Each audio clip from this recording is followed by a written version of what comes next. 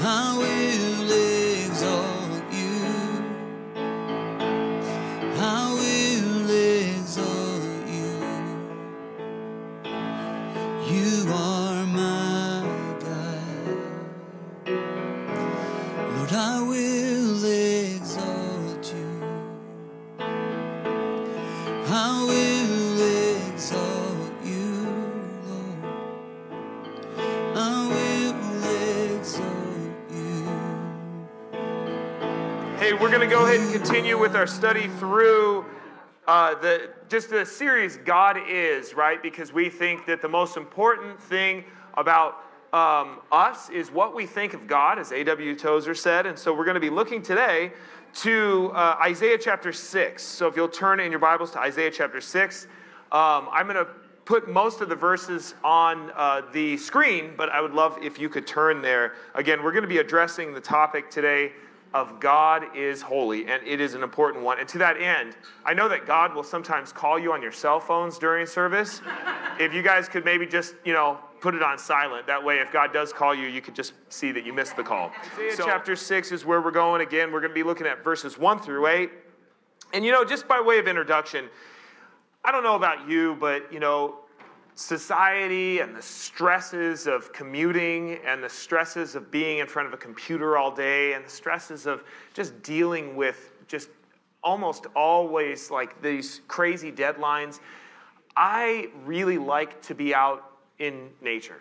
Even if it's just a walk around the neighborhood, if I can feel the sun or if I can feel the breeze, I really love it. And many of you guys know my absolute favorite place to go is Yosemite. I just think there's nothing quite as beautiful as the Yosemite Valley, especially as you come through tunnel view and you can see so much of the valley. You can see beautiful waterfalls and some of the iconic features of this beautiful valley.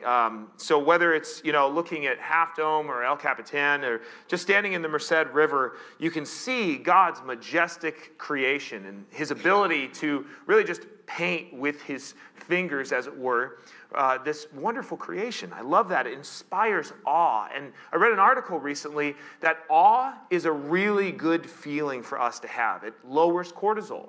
It actually, like scientifically, it actually centers us. It helps us to have feelings psychologically that are healthy and that are good. And maybe Yosemite's not your thing. I love seeing giant redwoods and massive sequoias. Trees that are so wide and so big at their base that you couldn't even, put your arms around it. Even you and another person couldn't put your arms around it. And you could drive a car through it almost. It's just amazing. But maybe that's even not your thing. Maybe you like the ocean, And recently I took my family to Camp Pendleton in Oceanside. And in the Marine Corps base, they have little bungalows that are right on the ocean. It's just beautiful. And it's secluded and nice, and I love it because it inspires awe.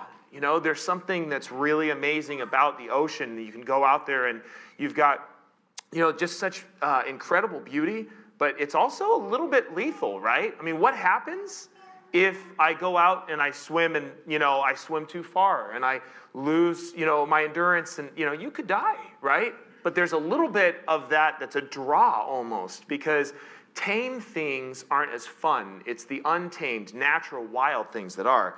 Well, really nothing inspires awe in me more than going and seeing something like a lion, right?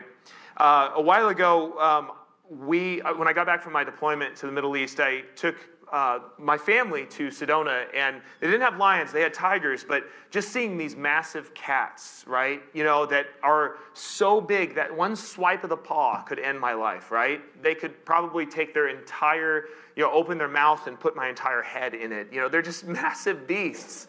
And lions it makes sense why they're called the king of the jungle, right?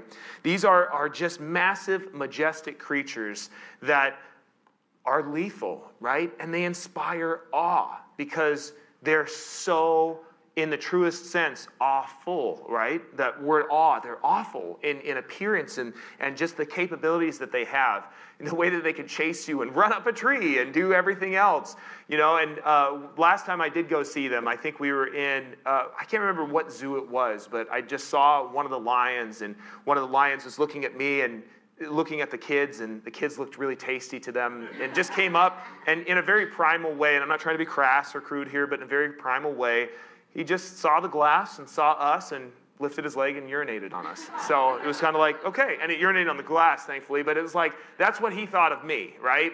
That's how intimidating I was to him. So, but the lions are a wonderful portrayal, and it's no accident that in Scripture, Jesus, or the Messiah, is portrayed as the lion of the tribe of Judah. And that's why I love in the Chronicles of Narnia that this book, if you've ever read The Lion, the Witch, and the Wardrobe, which is the first one, Aslan, which is the Jesus character, is not portrayed as a man, but as a lion. And I just want to read briefly from it. Some of you have heard me quote this, but I think it's just so good the way that he paints this. Now, in this book, there are 4 children, and these 4 children get, through a wardrobe, sort of portaled into another world. And it's a world of magic. And C.S. Lewis was no slouch. He was actually an English scholar, but he was an eminent theologian as well. And he wrote this in part so that he could tell the gospel story in a way that was very accessible to children. And he wrote in the beginning, if one day you'll be old enough, to the person that he wrote it to, you'll be old enough to appreciate fairy tales. So this isn't a kid's book. It's very profound, and I commend it to all of you. But in it, these 4 children go into the land of Narnia, and Narnia at this time is always winter but never Christmas, because it's under the spell of the evil white witch. But there's good news, because it's said that Aslan is on the move. In other words, that this Jesus character is coming back. And so the 4 children are being stowed away because right now the evil witch wants to take them all and kill them, because there's a prophecy that if they 4 sit on the throne, then the reign of the white witch will come to an end. And so they're with 2 talking animals. And they're with Mr. and Mrs. Beaver. And it's so wonderful as they describe the Aslan character. I just want you to pay attention to what he does as he's describing it. Is he a man? Asked Lucy. Aslan a man? Said Mr. Beaver sternly. Certainly not. I tell you, he's the king of the wood and the son of the great emperor beyond the sea. Don't you know who is the king of the beasts? Aslan is a lion, the great lion. Oh, said Susan. Well, I thought he was a man. Is he quite safe? I shall feel rather nervous about meeting a lion. That you will be, dearie, and no mistake, said Mrs. Beaver. And if there's anyone who can appear before Aslan without their knees knocking, they're either braver than most or just silly. Well, then he isn't safe, said Lucy. Safe, said Mr. Beaver. Don't you hear what Mr. Beaver tells you? Who said anything about safe? Of course he isn't safe, but he's good. He's the king, I tell you. And I love that because, it inspires awe. When we think of God in today's society, so often what we do is we think of conceptions of God, right? That's why this whole series, God is all about our conception of God. And what's so revealing about a culture is that what they say about God is often a reflection of what they think about humanity, right? Because what I said last week is true, and it's a quote. I wish I could be smart or clever enough to have had it myself, but we don't know who it's attributed to. In the beginning, God made man in his own image, and man's been returning the favor ever since. And so when we conceive of God in today's culture, he's very tame. He's maybe a grandfather, right? Or maybe he's a cosmic cop. Maybe he's a perfectionist or a stern father who's never really quite pleased with you. Maybe he's kind of like a Tony Robbins character who just kind of wants you to live your best life now. He just wants you to get the most out of life, right? And maybe he's just sort of a hippie who's just kind of like, whatever, man. What comes to mind when you think of God is one of the most important things about you. And the presentation that C.S. Lewis reminds us of here that's very important is that God is a lion. Right? Like in the sense that, and he's using this as a picture, in the sense that he inspires awe, in the sense that he's fearsome, in the sense that he can be, in a very real way, terrifying, and yet in the sense that he's loving and gracious and merciful. And we're going to learn about that today from our passage. Now, let's look at Isaiah chapter 6, starting at verse 1. And I'm going to just read and pause us, okay? Because Isaiah 6, starting at verse 1, says this: "In the year that King Uzziah died, I saw the Lord sitting upon the throne." Now, let's just pause there, okay? So in the year that King Uzziah died. Now, most of the time when it comes to biblical history, our eyes glaze over because it's just not all that important, right? But I want to just tell you, one of the ways that they reckoned dates back in those times was by talking about momentous things. So it would be sort of like this, okay? If I say the words or the numbers 9/11, you know exactly what I'm talking about, right? Like, I don't have to say anything else. You know exactly what I'm talking about, September 11th, 2001, right? If I say, the year that JFK got shot, right? I definitely wasn't there, but there are some in this room who were, right? Or if we talk about any sort of momentous date that took place, the way that people in the ancient world would reckon dates is by talking about something significant that happened. And why is it significant that King Uzziah died? After all, if you've read the book of 1st and 2nd, or the books of 1st and 2nd Kings, or the books of 1st and 2nd Chronicles, it's like, and this person reigned, and he did evil on the side of the Lord, and he died. And then this person reigned, and he did evil on the side of the Lord, and he died. And it's like really depressing, because most of those books are about King David, and then a little bit about King Solomon, and then a little bit about Jeroboam and Rehoboam, and then, you get to all these different kings. Well, King Uzziah was significant because he was a good king. And he had this long, illustrious reign. During this reign, you got to understand the way that the people thought about the significance of kings back in the day was they measured how close or how far they fell from following in the footsteps of someone like King David. And so King Uzziah wasn't a perfect king, but he was a good king. And he reigned a long time. And he had a lot of successes. And it was sort of like the Camelot of the time. If you know what I'm talking about, if you know what I'm referring to, it was a golden era. It was an age of prosperity. But what had happened, and this is very interesting, commentators talk about, and if you read Isaiah chapter 5 closely, there appeared to be what was almost like rampant real estate speculation, where people were gobbling up parcels of land. And then once King Uzziah died, it was almost like a financial crisis. Because here is this person who represented such stability politically and economically and even militarily. He was a strong leader, and once he died, people were out with all the lands that they bought. Remember back to 2008, 2009 during the real estate crisis. People were out of jobs. Big, nice houses were vacant. No one could afford anything. It seemed like the world was going to end, right? But we moved on. And it seems, though, in the midst of those problems, that nothing good can happen. But then, in the year that King Uzziah died, and I hope I'm painting a picture that things were not very good in Judah. You guys tracking with me? In the year that King Uzziah died, what happened? Isaiah saw the Lord.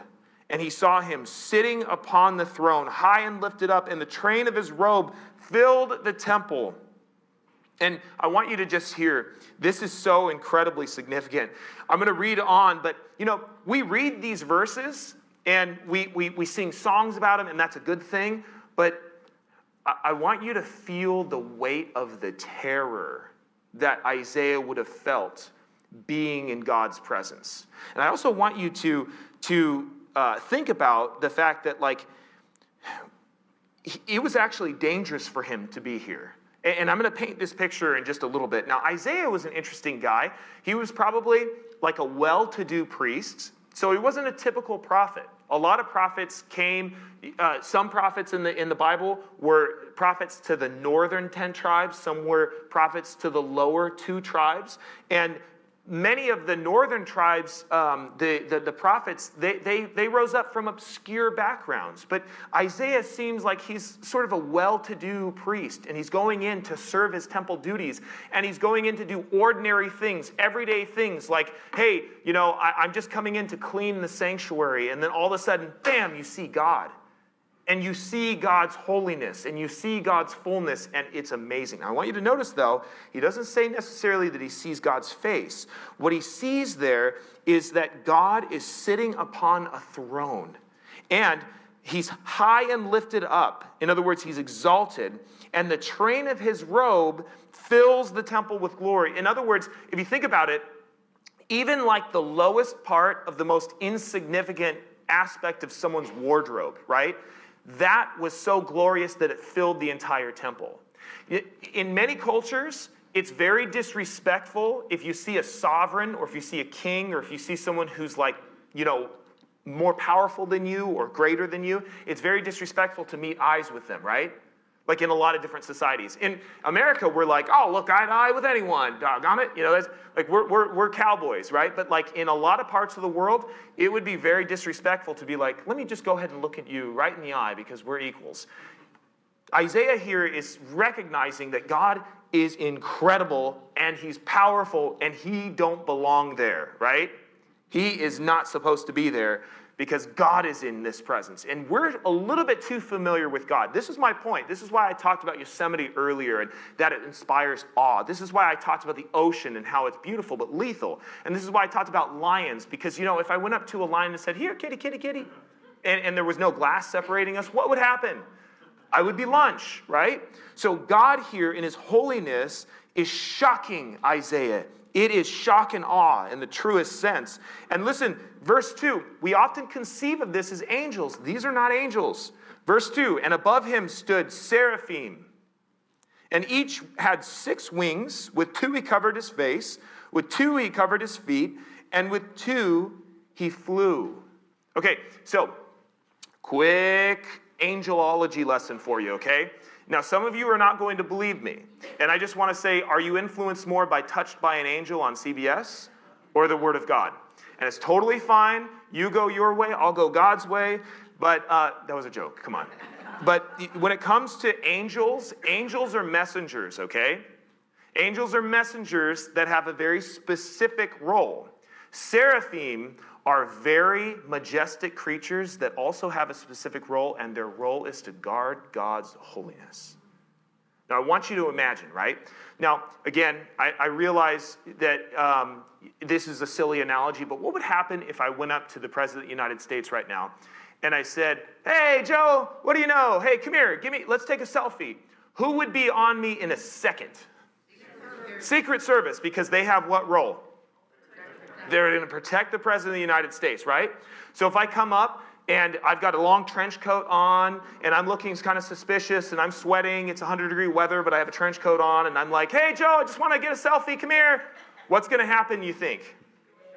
I'm probably going to get shot. I might get tased. I'm going to get tackled at the very least. Seraphim are like God's secret service, okay? It's not a perfect analogy, but they're there to guard God's holiness. But notice, they even have to do a little bit of guarding themselves because they have 6 wings, and with 2 they cover their face. Why do they need to cover their face? I think partially because God is so majestic and so beautiful and so lovely that you almost can't look at it. Have you ever been in the presence of something that's so beautiful and unadulterated that you're just like, wow? And here's an interesting point. I want to make this as a sub-point. Let's not get too lost on this. But theologians early on talk about the way that we talk about God is via negativa. In other words, we talk about him with a negative. We say that God is unadulterated because everything that we know is adulterated. Does that make sense? When I talk about adulterated, I'm talking about it's affected in a negative way by something. I mean, even like the beauty of Yosemite is in some way affected by pollution. Even the beauty of the clouds is sometimes affected by planes going by. Even the beauty of a place like this gorgeous blue lake. If I drink it, I might get sick. But God, he's unadulterated. He's got no problems. He's never had to take a self-improvement class. He's never had to say I'm sorry. He's never, had to say, ooh, I made a mistake. His accounts are always in the black, right? God is perfect. And so the seraphim had to cover their face partially with 2 wings.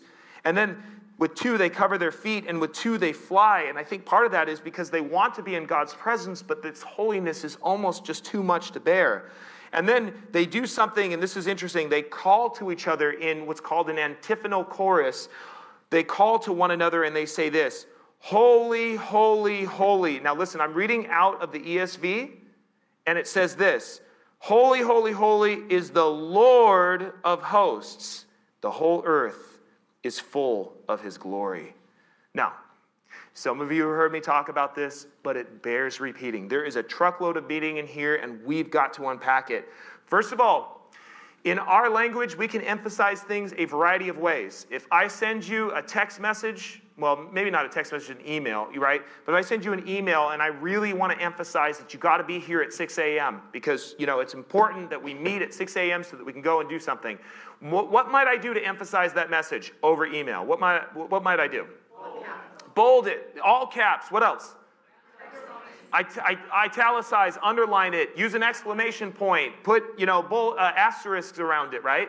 Those are all different ways that I can use to emphasize it. In ancient Hebrew, the way that you emphasize things, and again, I know you guys know this, but this is very important, is you would repeat it, okay? And sometimes that's called an infinitive construct, just to, use that around your friends. I'm sure you'll get more friends and they'll think you're really cool. But to emphasize it, and my favorite example is if it's like a pit, that's okay, that's deep. But if it's a pit, that's really deep, okay? Now, to emphasize something 3 times means that you are emphasizing it to the nth degree, right? It's like using exponents. You're expressing it so that it's an unfathomable amount. When he says, holy, holy, holy, he's not saying God's a little bit holy. God's a lot holy. He's saying God is holy beyond your wildest understanding. That's how holy he is. And then he says this, is the Lord of hosts. How is Lord spelled? Capital L, capital O, capital R, capital D. If you notice that in your Bible, that is the covenant name of God. In other words, he's invoking the name Yahweh, which means something. My son and my daughter don't come up to me and say, hello, person who birthed me, or help, birth me. Like, they don't say, and, Sarah, I don't come up to her and say, hello, fellow taxpayer. We have titles and names that are intimate to each other, right? Jane and Luke, they call me Dad or Daddy when they want something because they're trying to be sweet. Or, Sarah will call me Lord sometimes. Wait, maybe not. But, she'll say, whatever. But I call her Sarah, or I call her sweetheart, or, we have all these names, right? When when Isaiah is invoking the Lord of hosts, this is a significant name. And he means that this is the Lord who gave his covenant to Abraham and later reiterated it to Moses and reiterated it to the patriarchs. And this is the one who brought them out of Egypt. This is the one who's going to deliver them ultimately, and the one through whom the Messiah was going to come. And then he says, Lord of hosts. Now again, I used to work in a restaurant. I was a server. And I used to always think, Lord of hosts? What a weird name. Like, hosts, to me, just meant someone who's like, table for two? But it's so much more than that. What you should read in this is Lord of angel armies. And whenever you had one angel could decimate an entire battalion, right? These are like hundreds of soldiers. They could decimate an entire division even, thousands and thousands of soldiers of Assyrians. Just one angel. So the Lord is the Lord of angel armies, plural, the one who commands, who could say, let it be done, and who could destroy all of us in just a second. That's who he's talking about. So would you go into the presence of someone who's holy, holy, holy, holy beyond our wildest imaginations, and who's the commander-in-chief of angel armies and say, sup, man, you my homeboy? Would you do that? Isaiah sure didn't. And the whole earth is full of his glory. In other words, the earth reflects his creative powers. But I want us to talk about this. What does holy mean, right? Well, I think partially what we learn from this is that God is radically different. Now, I chose my language very carefully here, because there are some theologians who argue that God is wholly others. Now, I have to be careful how I spell that. It's W-H-O-L-L-Y. People like entirely different or entirely other. We got to be careful with the way we describe that, because if God is wholly other, then we can't understand anything about him. No, we can understand certain things about him because he revealed himself to us. Does that make sense? So it's okay, though. We're on good ground to say that God is radically different, because I get colds, right? I get tired. I make mistakes. Like, I do all kinds of things all the time that I'm like, man, I missed the mark. God's not like that. He's radically different, and he is holy to the nth degree. But let's talk about what this word holy means. Now, the Hebrew word for holy is kadosh. And it means, it has two predominant meanings. We could spend all day talking about it, but two predominant meanings. And the first one that I think is important to explore here is the word other, as in alien. And again, I'm careful here. There's no kiddos here, but if I would have heard the word alien as a kid, I would have thought of like E.T., you know? I'm not talking about E.T. here.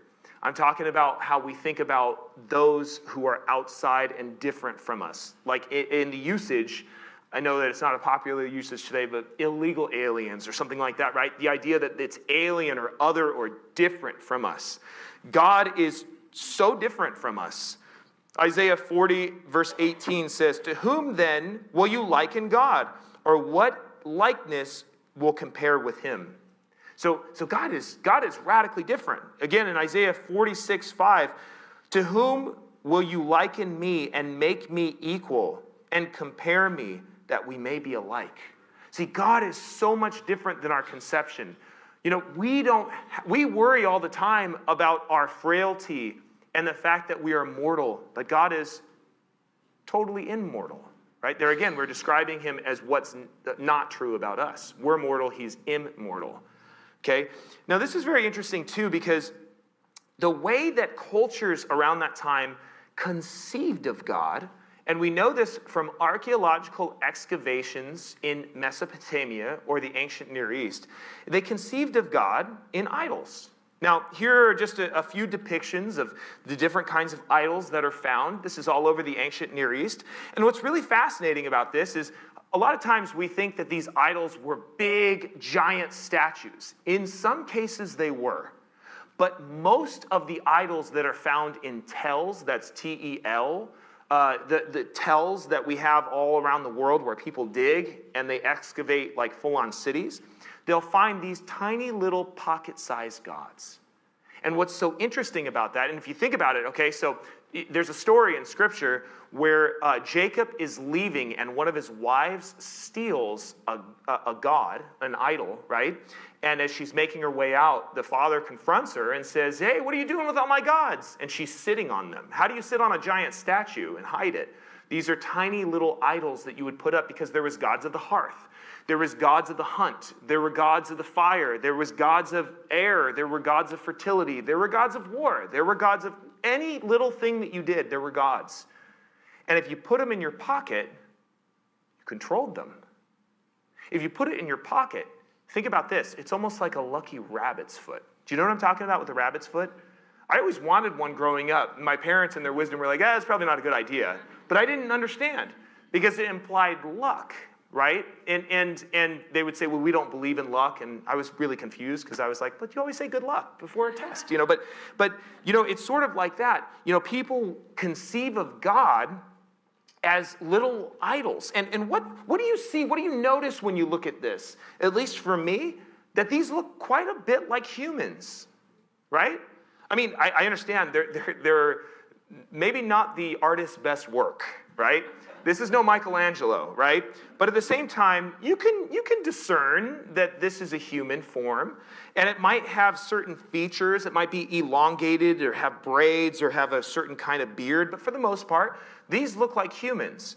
The argument that I'm trying to make is that God is very different. He's radically different. We can't conceive of him such that we can say, all right, God, give me a blessing, good boy. Now back in the pocket you go, right? Now, when people say, and this is so important, please stay with me for this point.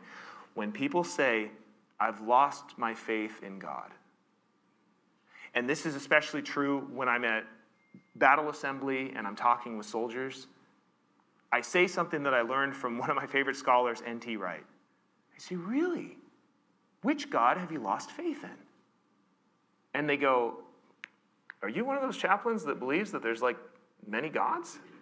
Right? But they're a little bit shocked. But then they go on to explain, well, I'm confused, but I guess I lost faith in God. He didn't do what he was supposed to do. He didn't come through. He didn't heal me when I had that sickness. He didn't give me the money to get out of debt. He's not doing what I wanted. I wanted my marriage to be saved, and now it's gone. I say, oh, so it's that God that you don't believe in. The God that gives you everything. The God of your pocket that you can just kind of, wish for good luck, kind of rub the rabbit's foot and put back in. Well, I wouldn't believe in that God either. I would lose faith in that God. But can I introduce you to the other God? The God who's all-powerful. The God who's holy beyond your imagination. The God who controls angel armies. Can I introduce you to him? Because he's a whole lot more powerful than the God that exists in your mind. Isn't it interesting that we tend to make God in our own image? And part of the role of this series is to just shake us and say, we got to stop doing that. Because any kind of image, and this is why I'm doing this on the heels of the 10 Commandments, because remember in the 10 Commandments, it was don't make a graven image. Why? Because if we can conceive of it and we can understand it comprehensively, we can control it. And if that's true, then it's not God. And he's not worthy of our thoughts. Because God is so much bigger and so much better than anything we could conceive of. And that's what we should be dwelling on. So God is so incredibly holy. He's other. He's different. But there's also a little bit more that I want to develop. God is also radically pure. Okay? Radically pure. Now, it's interesting. Both the word holy can have somewhat of a negative connotation, and so can the word pure. If you've ever heard this, like if you're trying to live a good Christian life and you're trying to do the right thing, people might say, oh, are you too holy to do this with me? Or, oh, you're just so pure, aren't you? I don't think that that's what the author is trying to get across. Instead, what he's trying to get across is the idea that God is so majestic and so perfect. When I think about, back to my earlier analogy about being unadulterated, I think about like beautiful babies, right? And how perfect they are. But even as perfect as they look, you know that they're not perfect, right? That, they're full of sin and they're full of selfishness and they're full of, right? I mean, we're all adulterated in some sense, but God's not. He's radically pure. And even the seraphim know that. And so they're the ones that are guarding God's holiness. And we need to remember that in him there is no darkness. That's what the gospel, or that's what 1 John tells us. In him there is no darkness. Not at all. We have darkness in everything that we do, except in God. And we can conceive of that. And we learn from that the second meaning of the word holy, again, Hebrew kadosh, and that is pure or unadulterated. And so we can think of when the angels are saying in verse 3, holy, holy, holy, they're talking about him being other, which is good news, right? Because if I worship a God like me, then he has all the same failings as me. Like he can't help me when I can't get out of my mess. Like there are so many things that I can't do on my own. There are so many things that I can't overcome on my own. And if my God is just like me, because then I'm never going to get out of my hole. But if God is other, that's good news. And if he's pure, where I'm impure, that's really good news.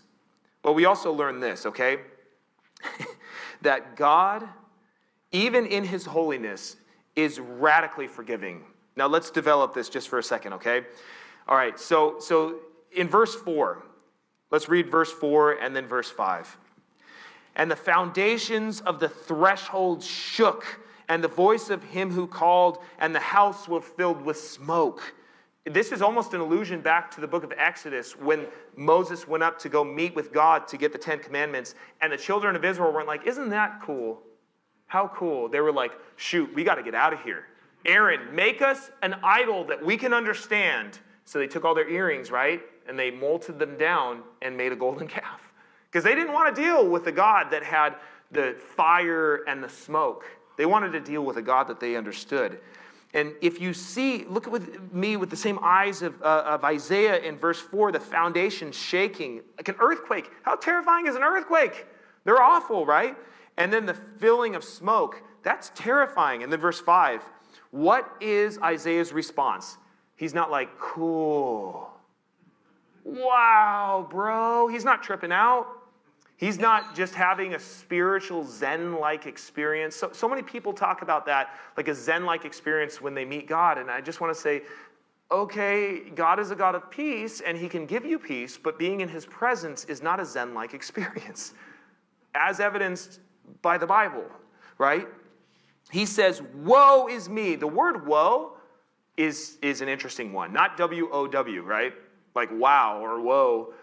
W-O-E, it means like, it's almost like a heartbreaking word. Like when Jesus is in his earthly ministry and he says, woe to you, Jerusalem, you shouldn't hear him saying, woe to you.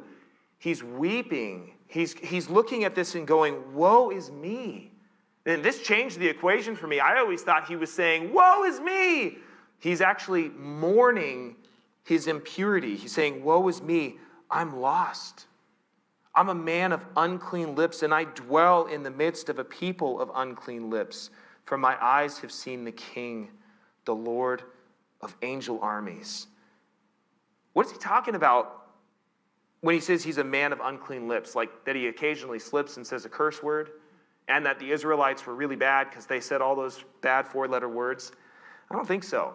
Because the book of Isaiah actually uses this imagery later to say, the people worship me with their lips, but their hearts are far from me.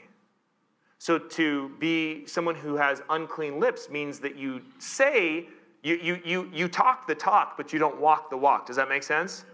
And so he's mourning his brokenness. But I just want to develop for you just a second. If we wouldn't read verse 6 and 7 and 8, Isaiah's in bad trouble, right?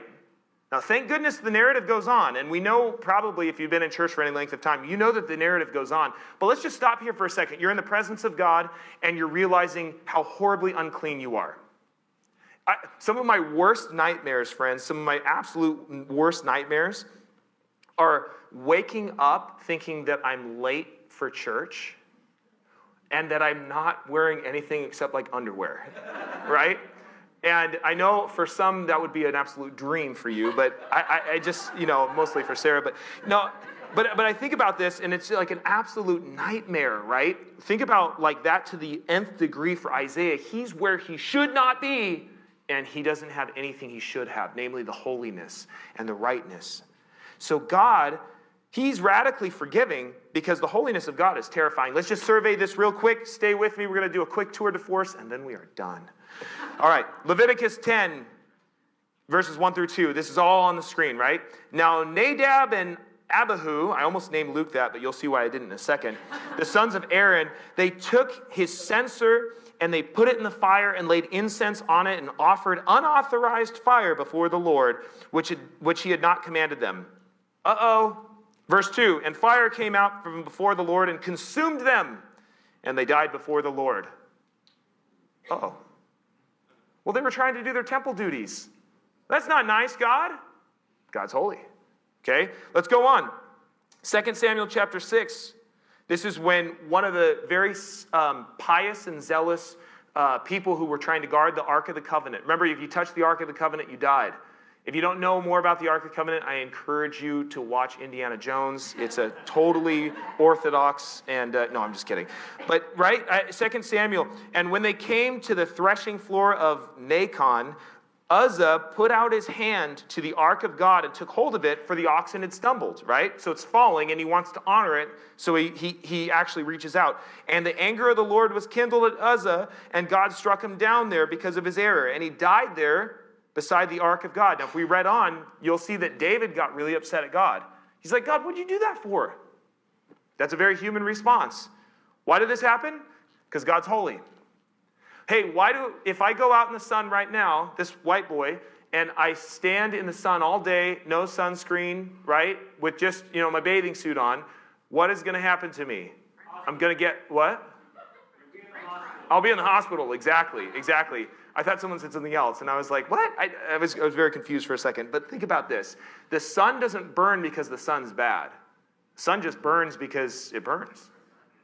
God's holiness, yeah, exactly. It's the sun. It's the nature of the sun. That's exactly. God's holiness isn't bad. God's holiness is good. The problem isn't God's holiness. The problem is our sinfulness. God's holiness is terrifying. Let's go on very quickly. Therefore, and this is from the New Testament, lest you think this is only an Old Testament problem. This is a New Testament problem too. Therefore, let us be grateful for receiving a kingdom that cannot be shaken, and thus let us offer to God an acceptable worship with reverence and awe, for our God is a consuming fire. And then again in Deuteronomy, for our God is a consuming fire. See, God is radically forgiving. Now listen, let's go back now to Isaiah. Isaiah goes into the throne room. He doesn't know that he's in the throne room. He's doing his temple duties because he's just probably an average priest. All of a sudden, he sees God in his glory. He's like, uh-oh, I should not be there. I am in the wrong place. He says, woe is me. I'm undone. He's seeing the the Secret Service agents, right? The seraphim flying around, protecting God's holiness. And he's going, what am I going to do? Because what happens to people who are in God's holiness when they're not supposed to be there? They die. That's the point I was hoping to make. So what happens to people in God's presence if they're not supposed to be there? They die. So what happens to, I'm just going to say it. So I want to develop that, okay? Because look at verse 6. And then one of the seraphim flew to me, having in his hand a burning coal that he had taken with tongs from the altar. It gets worse before it gets better. Uh-oh. What's going to happen? A burning coal? Is that supposed to feel good? No, this is not one of those relaxing massages where you get, the rocks on you that heat up your spine. No, this is terrifying, okay? And he touched my mouth and said, behold, this has touched your lips. Your guilt is taken away and your sin is atoned for. See, God is radically forgiving. And I want you to notice just very quickly, God does not see Isaiah in the presence of his holiness and say, you know what, Isaiah, don't feel bad. Turn that frown upside down. You're a swell guy. Sure, you sinned, but who's keeping track? Me? No, he doesn't do that. Nor does he do this. All right, you screwed up so bad. If I ever catch you screwing up again, and I mean ever, you are dead meat. You hear me, Isaiah? Now get out. He doesn't do that. What does he do? He atones for his sins. And it doesn't feel good, but he purifies them. And this is so incredible because God, and this is a principle all throughout Scripture, God requires, let's just say this. You don't have to answer. Don't answer. You ready? Don't answer. Don't answer. Because some of you are going to wonder, wait, why did he trick me like that? Does God demand perfection? I said rhetorically. Yes, he does. Demands absolute perfection. But he gives what he requires. And that perfection comes through Jesus Christ and his righteousness imputed to us. Now, am I going to be perfect on this earthly life? No. Did Isaiah sin after this? I'm sure he did. But this picture is a picture of the atonement, brothers and sisters, because what happened 1,000 years ago, or 500, 600, whatever, years later, after Isaiah saw this message and experienced this oracle, is that Jesus Christ, God in the flesh, came and he died for people's sins. And because of his blood, atoned for all of us. And the atonement means, and this is interesting, at one moment that you are right with God, that you are declared righteous, the judge bangs his gavel and says, you're righteous. Even though you've sinned, even though you were guilty, I paid the price. The person who's after you because you owe money, the loan shark or whatever, says, paid in full, right? The person who says that your account balance is empty, nope, you've been infused with all the riches of Christ. All those things happen at one moment precisely because God did what he did, and he gave this sign few hundred years before Jesus actually did this. God is radically forgiven. So his holiness is good news for us. His holiness is good news for us because of what Jesus paid. Otherwise, his holiness would be terrifying news for us. But God has always been in the business of relentlessly and actively redeeming his people through paying for it. And so the take-home truth, brothers and sisters, is this last verse, verse 8. And then I heard the voice of the Lord saying, "Whom shall I send, and who will go for us?" I said, "Here I am, send me." Because what happened with with Isaiah is that he came face to face with God. He came face to face with, I shouldn't say face to face, he came in the presence of God and his holiness. And he realized how sinful he was, but his sins were atoned for. And as a result of God's gracious initiative, his life was changed, and it was changed forever. And as a result, he's not just standing there going, "Man, aren't I swell, because now I'm good with God." He goes, "I'm going to go be the mouthpiece and the ambassador of what it means to follow God." And that's all of what we have to do. See, God is holy. God is holy, and because of his holiness, and because of how he delivered that holiness through Jesus' death and subsequent resurrection, and how the wrath of God was poured out on Christ and not on us, we can say with confidence now that all people who embrace in faith and trust Jesus Christ can also have a similar fate. Namely, that they can say this beautiful, beautiful idea that, hey, my sin is atoned for. My guilt is taken away. What a beautiful sentiment in verse 6 at the end of it. My guilt is taken away and my sin is atoned for. And as a result of that, I'm going to say, "Here I am, send me." So, brothers and sisters, I can't think of a better response to God's holiness than to sing in response to that and to pour out praises on that holy God. And so in a moment, Joe's going to come up and lead us. But first, let me just pray and reflect on God's wonder and the awe of what he did and what this means. So, Lord, thank you for this day. Thank you for the fact that, Lord, in your holiness, that you're perfect, and yet you descended or condescended to come to us. We are so grateful for all that you've done through Jesus. Lord, would you be honored and glorified through these praises that we pour out on you as we proclaim, maybe not in so many words, that you are holy, holy, holy. Lord, we lift up all these things in the powerful name of your Son, Jesus. Amen. What a fitting way to end, and what a beautiful reminder that because of what Jesus has done, because of the actions that he is our friend, right? He's our Redeemer. Everything has changed because of Jesus and his work. And I hope that as a result of this series, your conception of God has not gotten smaller, but has gotten bigger. And so please come back in the subsequent weeks, because we're going to expand our vision of God so that eventually it's not our little pocket God, our little magical rabbit's foot that we can occasionally get, a little pep talk from, but he's the God of the universe who created everything and yet loves you intimately so that you can call him a friend. So I invite you to stand right now. We are going to have lunch in just a little bit, but before we do that, I want to just pray this blessing over you. The benediction today, of course, comes from Numbers chapter 6, because this seems just so fitting.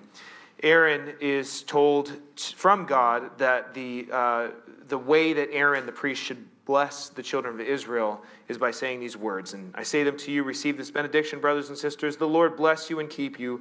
The Lord make his face to shine upon you and be gracious to you. And the Lord lift up his countenance upon you and give you peace. So go in grace and peace, brothers and sisters. God bless you and have a great Sunday.